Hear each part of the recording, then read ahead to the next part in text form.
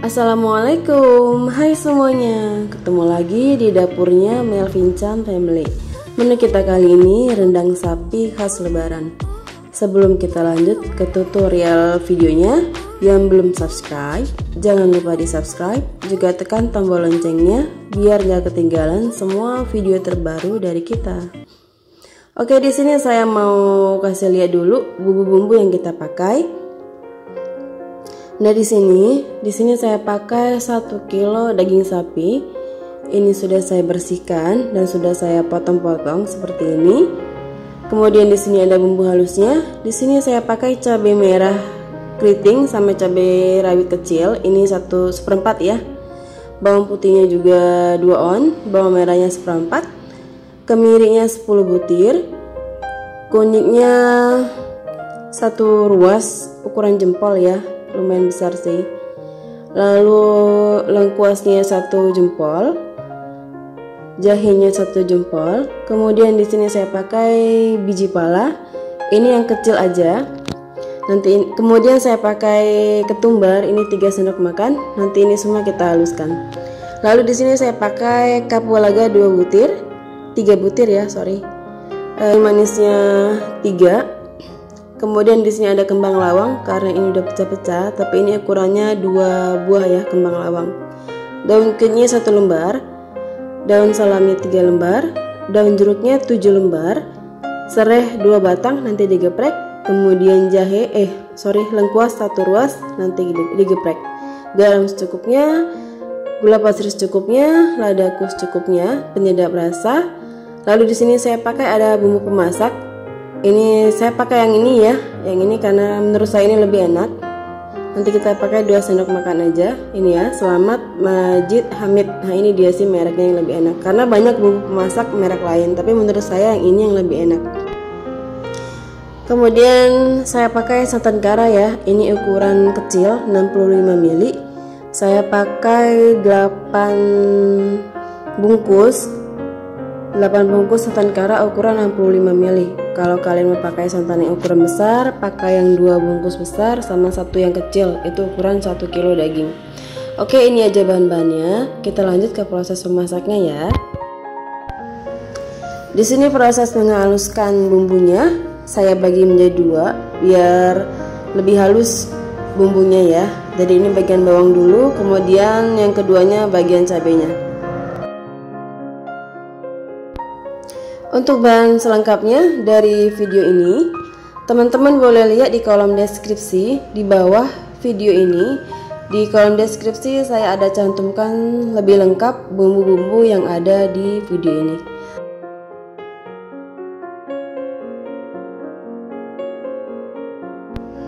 Oke, ini bumbunya semua sudah kita jadikan satu ke dalam mangkok. Kemudian ini kita masukkan bumbu pemasaknya ya. Di sini saya pakai 2 sendok makan saja karena bumbunya ini sudah lengkap. Jadi ini bumbu pelengkapnya, bumbu pemasaknya ini saya pakai 2 sendok makan saja untuk 1 kilo daging. Kita campur semua seperti ini. Setelah semua bumbunya tercampur, kita ambil 1/4 atau sedikit saja bumbunya, kita masukkan ke dalam dagingnya. Jadi ini kita campurkan dulu, kita marinasi deh ya. Jadi dagingnya ini kita marinasi dulu sebentar pakai bumbu halusnya, biar bumbunya lebih meresap ke dagingnya. Kalau sudah tercampur semua, kita biarkan dulu atau kita diamkan sebentar ya.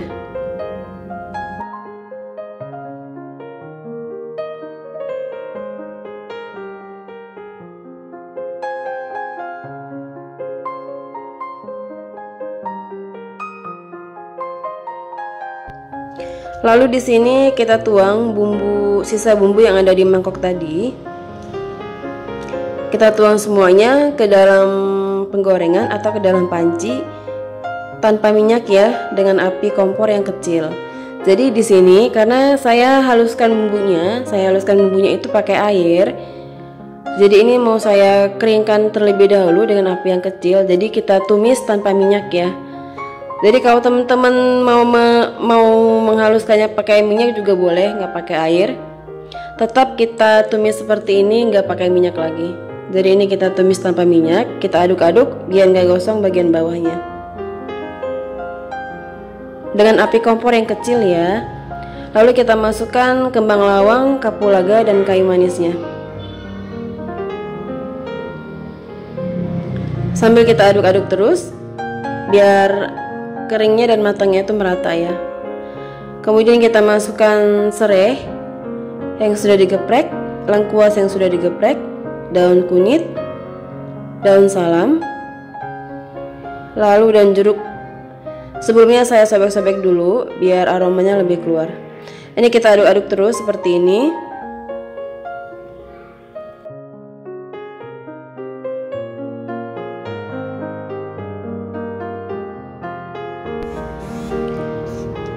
Ini kalau kelihatan seperti ini, kita tuang air. Di sini saya pakai air 2 liter ya. Kita tuang air, kemudian kita masukkan semua santan karanya. Di sini saya pakai santan karanya 8 bungkus ukuran 65 ml. Kalau untuk yang besar juga bisa, kita pakai 2 bungkus besar ditambah 1 bungkus yang kecil. Atau teman-teman mau pakai santan kelapa dari buah kelapa yang murni ya, itu kita pakai 3 butir kelapa tua ukuran yang besar, itu kita ambil yang kentalnya saja. Itu kita pakai 3 butir kelapa ukuran besar untuk 1 kilo daging. Jadi rendang ini kalau kurang santan itu sih menurut saya kurang enak.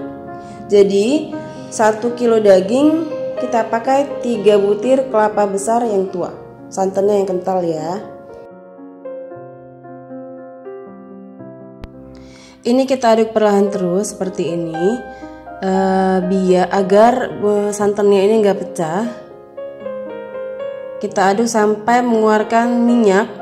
Nah ini kan durasinya saya skip ya. Nah ini kalau santannya sudah mengeluarkan minyak, kita bisa masukkan daging yang sudah kita baluri pakai bumbu tadi ya, atau yang sudah kita marinasi tadi.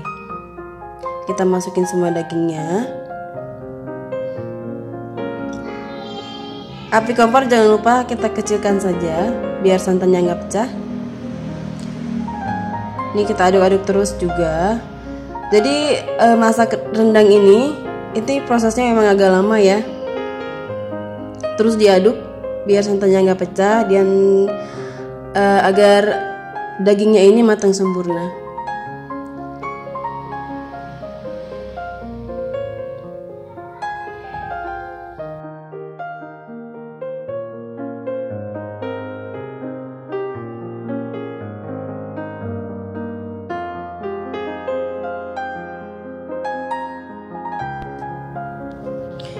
Masukkan garam. Di sini saya pakai 1 sendok kecil penuh.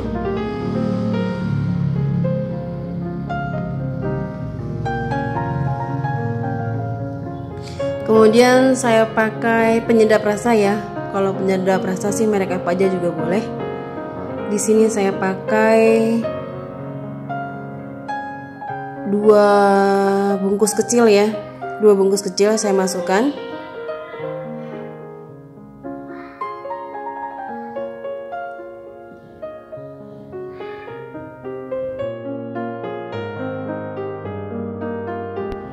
Kemudian saya masukkan 1 sendok kecil ladaku.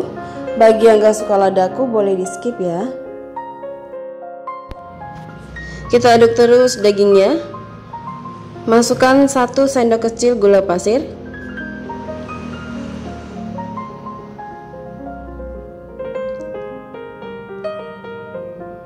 Kita aduk dengan api kompor yang kecil.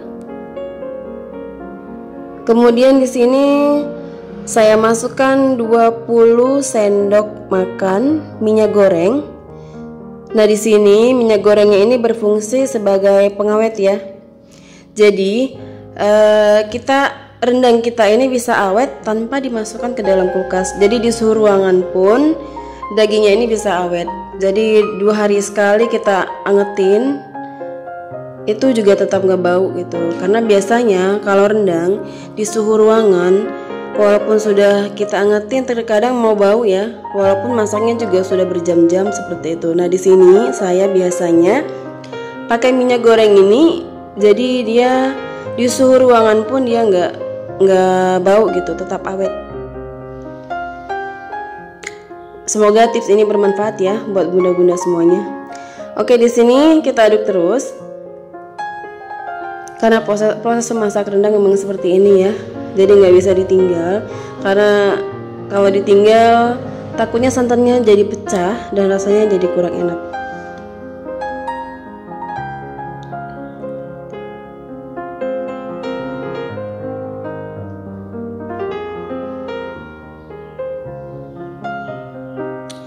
Ini masaknya saya kurang lebih 5 jam. Nah, kalau sudah seperti ini masih terus diaduk ya sampai minyak dari santannya ini lebih banyak keluar. Nah, biasanya kalau rendang ini warnanya lebih hitam, dia bisa lebih awet. Oke, sampai di sini dulu video dari kita. Semoga bermanfaat. Wassalamualaikum warahmatullahi wabarakatuh.